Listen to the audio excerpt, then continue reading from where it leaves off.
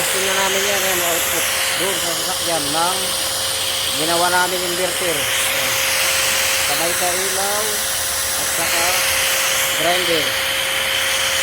220. Inverter. Gagawin tayo ng inverter. Ayan. Kakabitan natin ng inverter yan. Yan ang wire mahaba.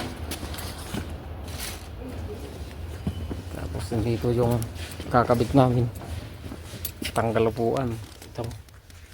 Inverter. 8,000 watts.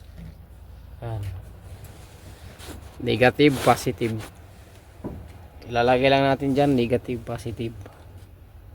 Yung output pwede dito 220. Yan yung output. So output easy. Yan ang output niyan. 220.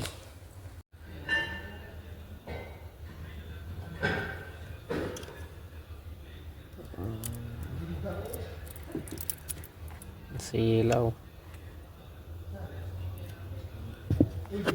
Mas silaw.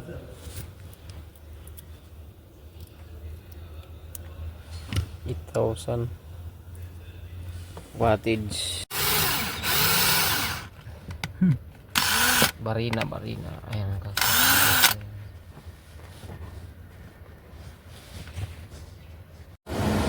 Yan, titesting natin yung inverter. Ito yung ground, yung positive. Testingin natin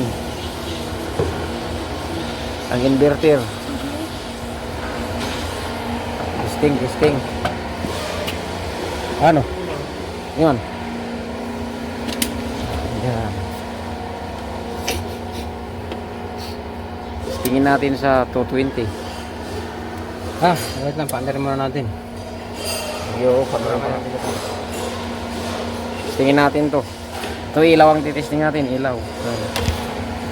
220. 220 yan, 220 ha. Ayan, testingin na natin mga guys ang na-install na inverter. Ilaw, testingin namin ilaw. Ayan, saksak na natin. 60 Hz. Ayan, testingin natin ilaw. 12 volts ang input, output 220. Ayan na. Ayan, ilaw. Ayan, nakasaksak. Inverter.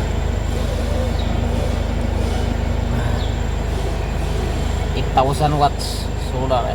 Inverter yan, inverter. Easy. Yan na yung output, 220 hanggang 240. Ayan. Labas na. Yan. Mari ko kabidyo yan. Ito pala yung inusulan namin. Naisuso na DC. Pick up 4x4. Ito na. Upuan na lang kulang.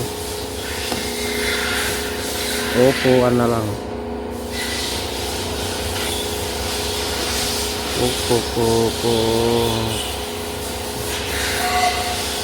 Upuan na lang ang kulang nito.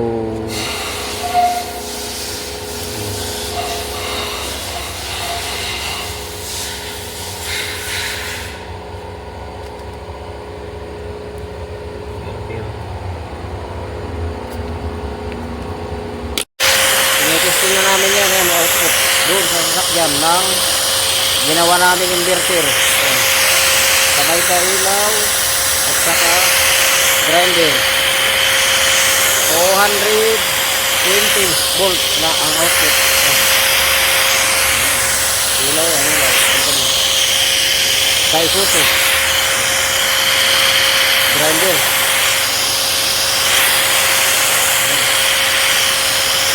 Yan ang output. Ano mo ba? Ano ba? Okay.